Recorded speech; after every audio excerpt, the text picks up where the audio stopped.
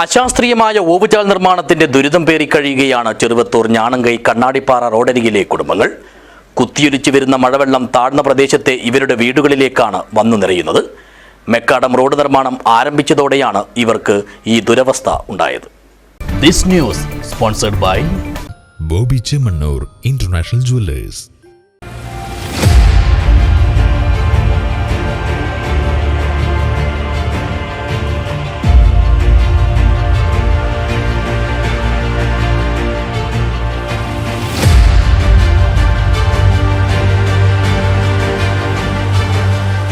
കണ്ണാടിപ്പാറ മുത്തപ്പൻ മടപ്പുര മുതൽ ഞാണങ്കൈ ദേശീയപാത വരെയുള്ള 10ഓളം വീടുകളിലാണ് ചെളിവെള്ളം നിറയുന്നത്. റോഡിന്റെ അരികിടിഞ്ഞ് ചെമ്മണ്ണ് ഉൾപ്പെടെയുള്ളവ വീട്ടുവളപ്പിലേക്ക് വന്നടിയുന്നു. വെള്ളത്തിന്റെ കുത്തൊഴുക്കിൽ റോഡിന്റെ താഴ്ഭാഗത്ത് താമസിക്കുന്ന കുഞ്ഞിരാമന്റെ വീട്ടുവളപ്പിലെ മതിലും കിണറും കഴിഞ്ഞ ദിവസം തകർന്നു. ഇത് ഇന്നലെ മീറ്റന്ന് വെള്ളച്ചാട്ടം പോലെ വന്നു മഴ പെയ്ത സമയത്ത്. വന്നിട്ട് റോട്ടിൽ നിന്ന് ഇങ്ങനെ ഒട്ടാകെ വെള്ളം, ആ മലയുടെ വെള്ളവും ആ മില്ലിലെ വെള്ളവും മുത്തപ്പൻ്റെ അടിയിലെ വെള്ളവും എല്ലാം കൂടി വന്ന് വളപ്പിലേക്ക് വന്ന് ഈ കിണറിൻ്റെ അൽമാര അടക്കം പൊട്ടി.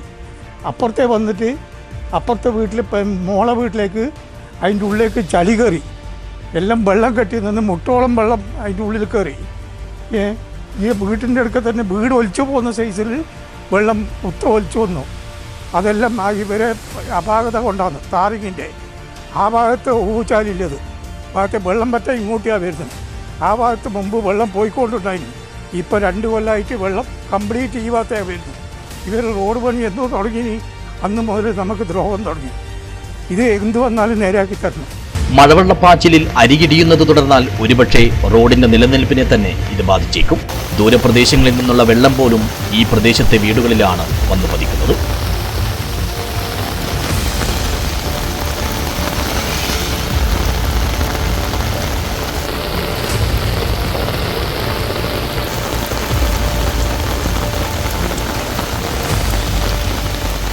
വീട്ടിൻ്റെ മുറ്റത്തേക്ക് ചളിവെള്ളം വന്ന് മുറ്റം മുഴുവൻ മഴ വൃത്തിയായി കിടക്കുകയാണ്. ഇതിൻ്റെ ഈ പരിസരത്തുള്ള വെള്ളം മാത്രമല്ല, ദൂരെ ആ മരമില്ല്, കണ്ണാടിപ്പാറ മുത്തപ്പൻ ക്ഷേത്ര പരിസരം, ആ ഏരിയയിൽ നിന്നുള്ള വെള്ളമാണ് ഇങ്ങോട്ട് തുടങ്ങിയിട്ട് പടിഞ്ഞാറോട്ട് ഒഴുകി വരുന്നത്. ഈ റോഡിൻ്റെ ഇടതുവശത്തൂടെയാണ് ഇപ്പോൾ ഒഴുകുന്നത്. അതേസമയത്ത് വലതുവശത്ത് ഒരു ഊജാൽ നിർമ്മിച്ച് വെച്ചിട്ടുണ്ട്. പക്ഷേ ആ ഊജാലിലേക്ക് വെള്ളം ഒറ്റത്തുള്ളി വെള്ളം പോലും പോകാനുള്ള സംവിധാനമില്ല. ആ ഊജാലാണെങ്കിൽ റോഡിൽ നിന്നും ഏകദേശം ഒരു 1 അടി 2 അടി ഹൈറ്റിലാണ് കിടക്കുന്നത്. അപ്പോൾ റോഡിൽ പെയ്ത വെള്ളം പോലും അതിനകത്തേക്ക് പോകുന്നുമില്ല. റോഡിൻ്റെ എതിർവശത്ത് വെള്ളം കുത്തിയൊഴിച്ച് ഈ പറമ്പുകളിലേക്ക് നാശം ഉണ്ടായിക്കൊണ്ട് ഒഴുകിക്കൊണ്ടിരിക്കുകയാണ്.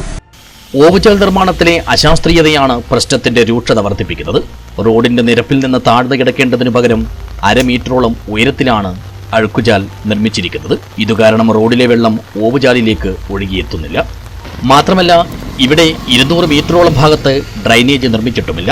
റോഡരികിൽ ചാലുകീറി മഴവെള്ളം ഇറങ്ങി വരുന്നത് തടയാനുള്ള ശ്രമത്തിലാണിപ്പോൾ നാട്ടുകാർ. റോഡ് പണിയെടുത്തിട്ട് ഇങ്ങനെ ചെന്നം കയ്യിലുണ്ടോ? നമ്മളെ വളപ്പും വീടും പോയില്ലേ? മഴ പെയ്താ വെള്ളം കാണുന്നില്ലതാ, ചരലും വെള്ളവും അങ്ങ് താഴെ വരെ കിണറും കാളുവെള്ളം നോക്കറ. എങ്ങനെ 2 ദിവസം ഇതിപ്പോ ഓന്റെ വീട് തന്നെ കാണുന്നില്ല.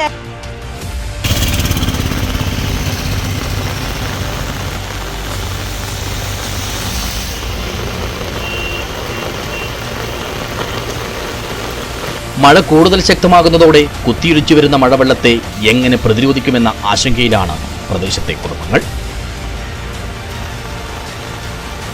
News bureau, Cheruvathur.